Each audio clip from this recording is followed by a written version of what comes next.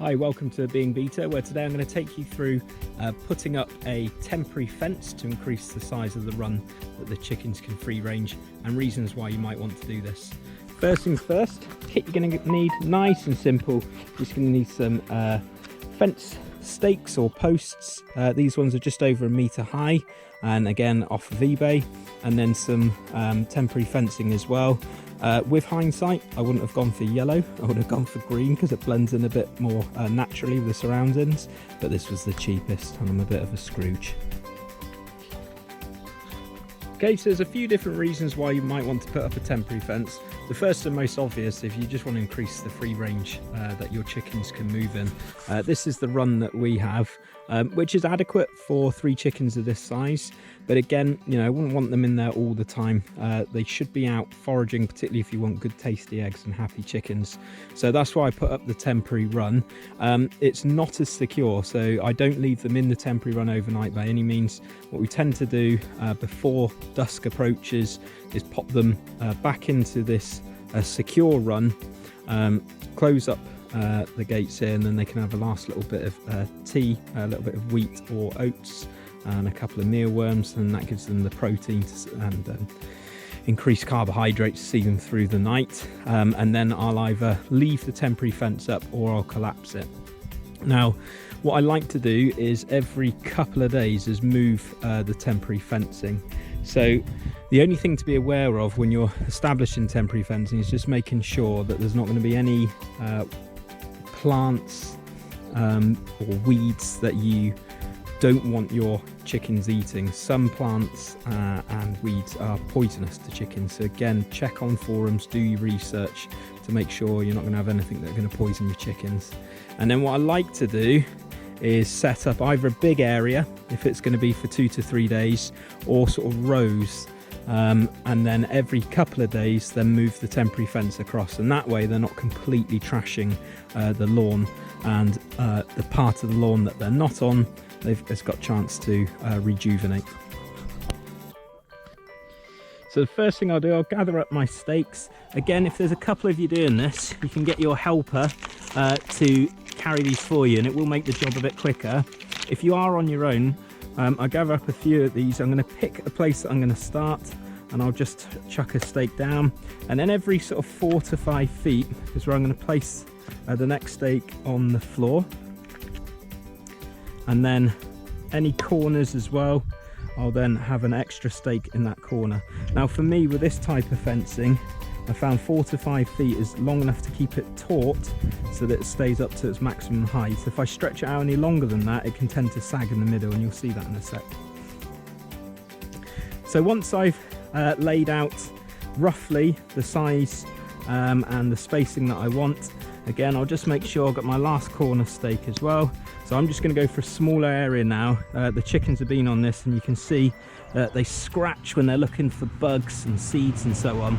So they pull up all the dead grass. So I'm just going to rake all that together, pop that in the compost heap, and that'll give it, over the next couple of days or so, the chance for the grass underneath to come back up and through.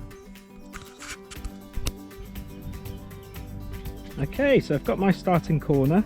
I'm going to pop the end of the stake just through one of these eyelets here, and then what I'm going to do is position it. Now there's a metal circle just under there, so I'm going to try not to hit that.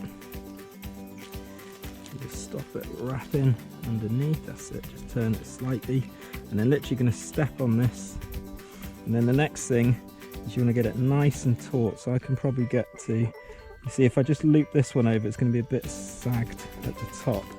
I'm going to loop the next hole down, and that's my start point. Now again, at the end, I'm going to come back and I can attach this a bit better because there is a bit of a gap, particularly if the wind picks up, that gap could open up and the chickens could hop through there. And then I just roll out the temporary fencing itself out of the way. And then this is where you want to make sure you're getting it taut at the bottom. So I'm going to pick a hole, pull it across slightly, and then push it down, and then repeat the process. Okay, so I can just wrap over now, over the top like so, and that's in place. And then again, just walk it out now, keeping it taut on the temporary stake. Again, every sort of 4 to 5 feet or so, that's when I'll get the next one in. So I'm keeping it taut at the bottom. Again, I'm just going to pop that in one of the eyelets, pull it across a little bit, and then stamp it down. And then again, just wrap over, keeping it as taut as I can. And I'll just carry on with that process now.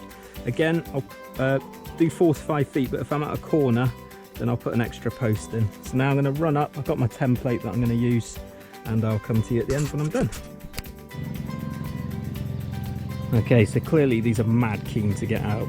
They know they want to get out and start free ranging. But before I let them out, I just do one walk around just to check that I'm happy. So for instance, this one, definitely not happy. It's not quite straight.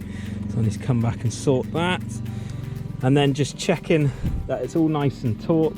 Again, you'll have to pay attention to the slope of the ground, any obstacles as you're going along. And you just want to make sure it's nice and taut at the bottom and it's not sagging too much along the top, which is why I've reduced the spacing on the fence posts compared to where I used to put them.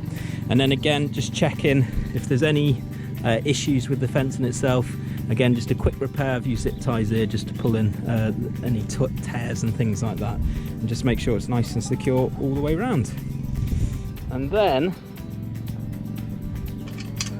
you can let them out. Come on then, chickens, come and live the dream.